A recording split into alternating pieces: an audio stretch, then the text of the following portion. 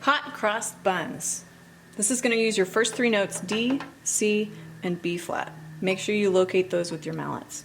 When you play these songs, it might be easier to play one hand at a time.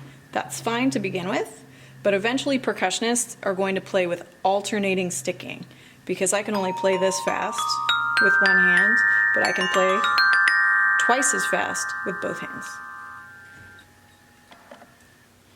So here's Hot Cross Buns, starting on D. You're going to see me alternating sticking. Try to work up to that. Do, do, ready and go.